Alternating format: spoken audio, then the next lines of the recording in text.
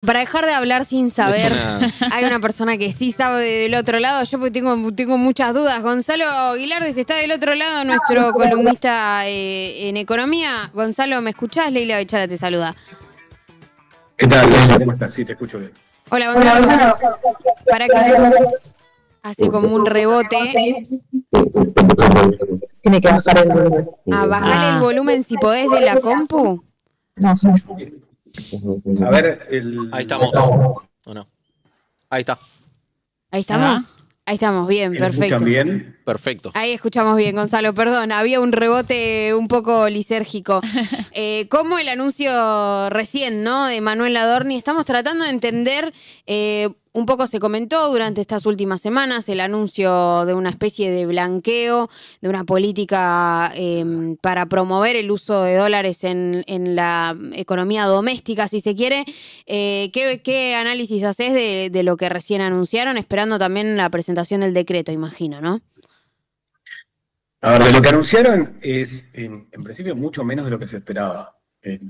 La verdad que lo que anunciaron simplemente es como un cambio en los regímenes informativos, pero a priori eso no es un blanqueo y eso no necesariamente se va a traducir en un mayor uso de dólares para cuestiones transaccionales. Ok. A ver, varias cosas.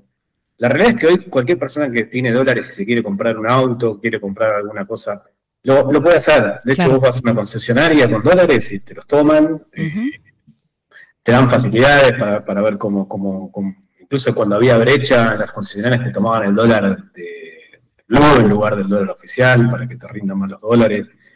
La economía argentina ya funciona con los dólares como parte de la economía Sí. y en un sector, en algunas operaciones en particular, sobre todo los inmuebles, se hacen con dólares y en menor medida algunas otras operaciones, como por ejemplo la compra de autos.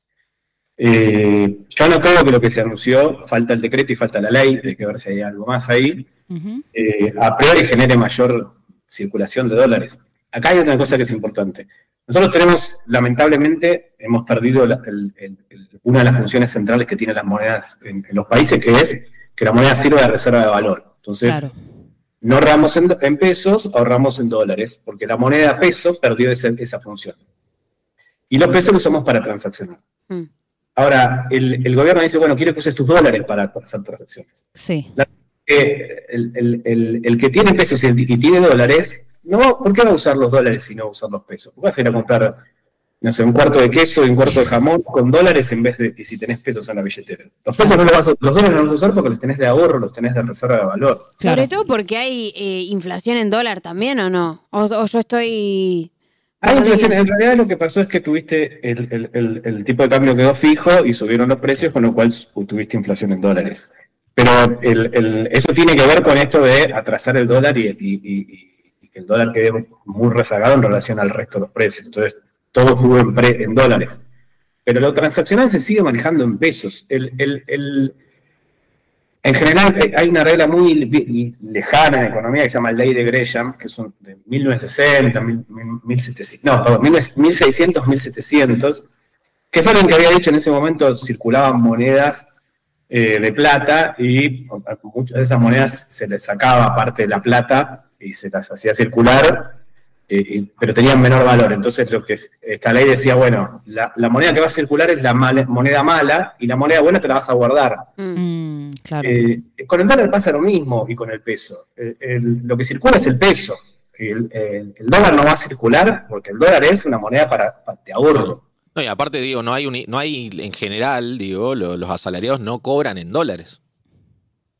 No, y esto no cambia. Por eso digo, una cosa era un blanqueo. El año pasado vos tuviste un blanqueo que terminó siendo exitoso para el gobierno y terminó significando que casi 25.000 millones de dólares se declaren, y una gran parte de esos dólares el gobierno fue inteligente en el diseño, porque lo que dijo es hasta 100.000 dólares vos lo podés traer al banco, lo blanqueás, y después al mes te lo podés llevar. Con lo cual hubo mucho blanqueo de hasta 100.000 dólares. Esos dólares que fueron a los bancos se terminaron después reciclando una parte de esos dólares en préstamos, obligaciones negociables a empresas y préstamos de los bancos a empresas. Claro. Y eso fue lo que permitió darle dólares al Banco Central y permitió financiar el esquema este que tenemos ahora de septiembre del año pasado, cuando fue el blanqueo, hasta febrero de este año. En marzo ya se acabaron esos dólares, empezó el ruido y apareció la plata del FMI, que te permite otra vez 6 meses más para sostener este esquema. Claro.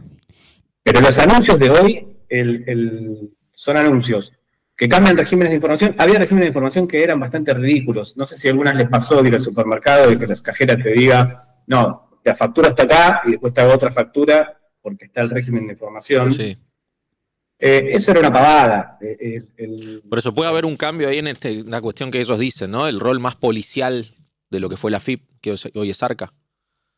Sí, a ver, la AFIP tiene todos tus datos. Y estos regímenes de información muchas veces eran regímenes que no tenían mucho sentido por los montos, sobre todo, que involucraban. O sea, no tenía mucho sentido que si vos haces una transferencia de 200.000 pesos, eso se informe. No cambia mucho esa información a la AFIP. O sea,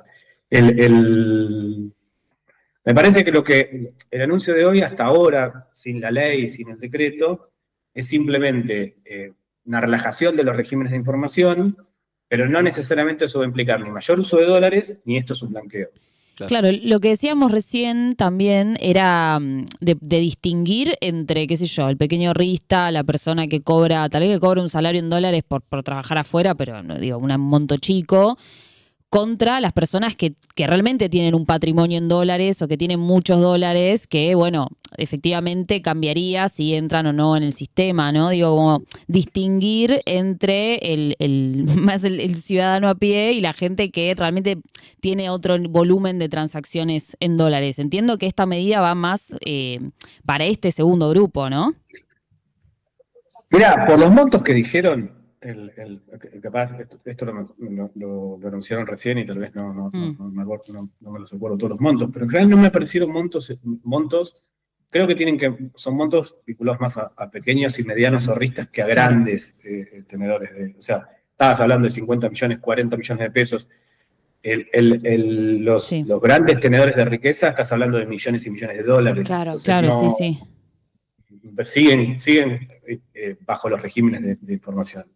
Es una... Perdón. Lo veo más como una medida, el anuncio fue la previa del anuncio, se habla esto de, bueno, vamos a la dolarización endógena, la gente va a usar dólares y demás. La verdad parecía mucho más de lo que por lo menos fue el anuncio. El anuncio simplemente fue como una simplificación de los regímenes de información, no mucho más que eso. Claro. Te quería preguntar si ves esta medida o este anuncio, porque más como una medida electoral para la clase media alta, ¿no? O sea, no sé si electoral directamente, pero digo, no cambia. Yo creo que tiene que ver más con la cuestión discursiva, okay, más con los hechos. Claro. Ya te digo, porque por la función que cumple el dólar y la función que cumple el peso, es difícil que alguien vaya a usar dólares para hacer transacciones cuando puede usar pesos. Si tenés pesos y tenés dólares, usás los pesos. ¿Para qué vas a usar los dólares? Obvio. Y eso no cambia con esto. Sí puede cambiar que te pidan menos información y demás, y alguna persona, y algunos comerciantes y algunos escribanos y tengan menos carga de trabajo de la que tenían, inmobiliarios y demás. Pero yo no creo que apunte a eso, me parece que apunta más a lo discursivo, a la cuestión de estamos liberando la economía, que le estamos sacando trabas, que estamos yendo a esa famosa dolarización, que fue uno de los ejes de campaña, claro, que todavía es una promesa que no se cumplió. Y de la cual la realidad es que cada vez estamos más lejos, porque hoy haría falta mucho más dólares de los que necesitabas hace 2 años para dolarizar la economía. Me parece que tiene que ver más con eso, con lo discursivo, con que estás en un contexto electoral, antes que algo que vaya a tener un efecto real. Claro. Y también, bueno, esto yo entiendo bastante poco, pero entiendo que, digo, tu capacidad, digo, ¿cuánto va a significar el dólar en relación a los pesos? Digo, esta sensación de que de alguna manera, por más que no querramos, ¿no? Porque acá estamos hablando de, claro, no vamos a ir a la fiambrería a pagar en dólares, pero hasta qué punto va a ser nuestra decisión y en un momento medio que ya no nos va a quedar otra. No sé cómo decirlo de un modo que no suene tan apocalíptico, pero como que en cierta medida tal vez la búsqueda es esa, que se deprecie tanto tu salario en pesos, que vos de alguna manera tengas que poner esos dólares en circulación, mismo para ir a la fiambrería, ¿no? No sé si me expliqué bien.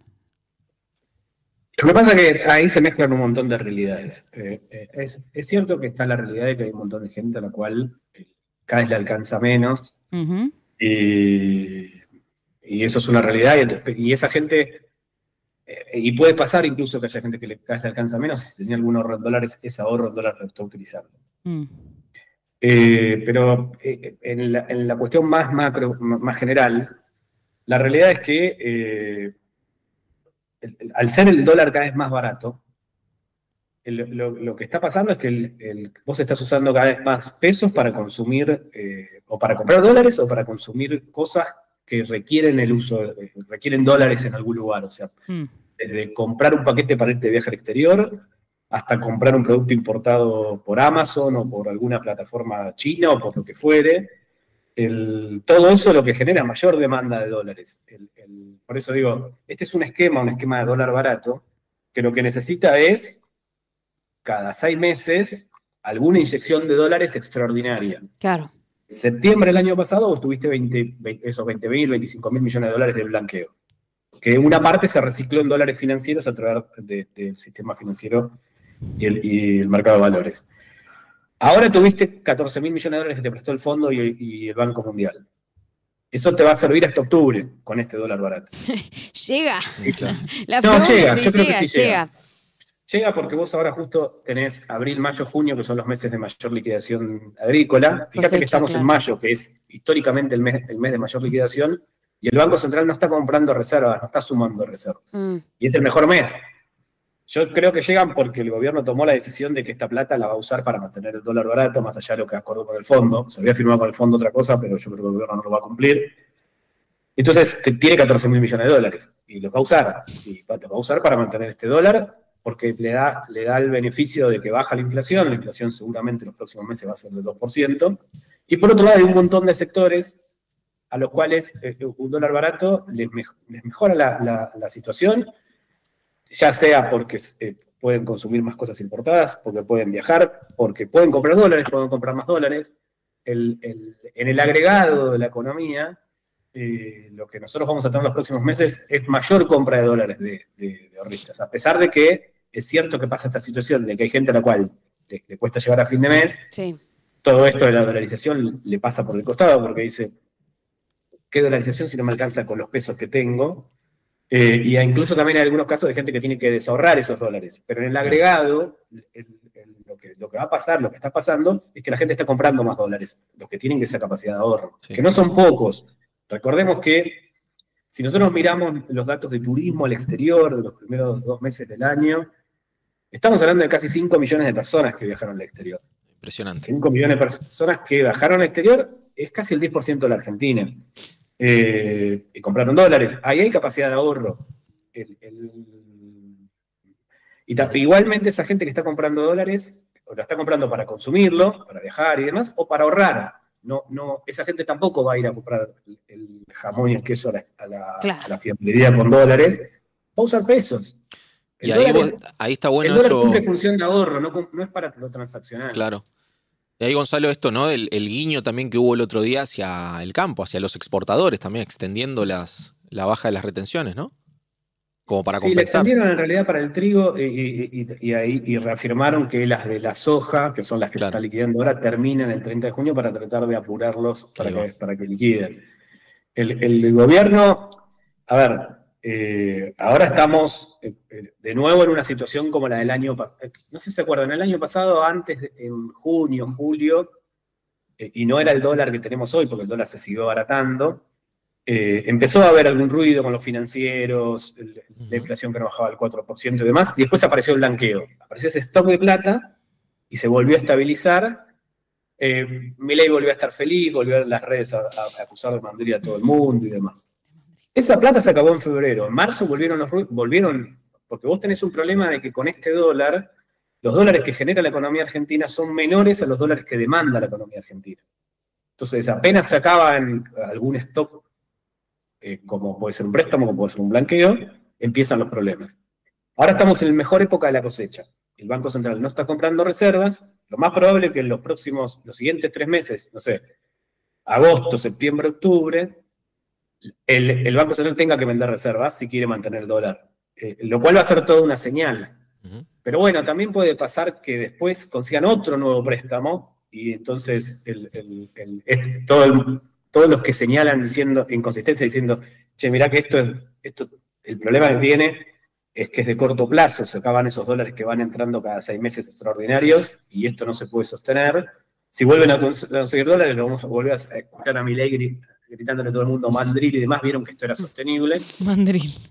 Hasta que se termine, hasta que de repente pase lo que ha pasado en otros momentos, que es, tenías una situación de dólar barato hasta que se acabaron los dólares, no tenés más préstamos, y de repente son las 12 y suenan las campanas, y Cenicienta se le cambia el vestido, se le cambian los zapatitos, se cambia todo. Esto ya pasó. No sé, 2017 fue un año en el cual tuviste financiado con un nivel elevado de endeudamiento, tuviste mucha dolarización de portafolio y tuviste también una déficit de cuenta corriente elevado, importaciones, turismo y demás. En el 2018 se acabó ese préstamo que venía de afuera y se terminó el esquema, voló todo por los aires.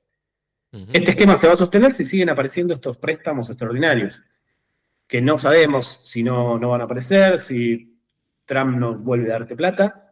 O también puede pasar que no aparezcan y entonces en 8 meses estemos diciendo, che, al final, qué desastre el gobierno voló todo por los aires. Un poco esa es la situación en la que estamos. Dólar barato para todos, que en realidad no es para todos, para ese sector que puede comprar dólares o puede aumentar sus consumos en dólares. Y estabilidad cambiaria que te da estabilidad de precios. Y me parece que con eso les alcanza para tratar de tener un buen desempeño en las elecciones, que es un poco el objetivo. Gonzalo, clarísimo. La verdad, muchas gracias por esta comunicación. Bueno, muchas gracias a ustedes. Hasta luego. Gracias. Un saludo muy grande. Ahí hablábamos, bueno, no grandes, o sea, qué sé yo. Desburocratización, Sí, al está. menos. Sí. Bueno,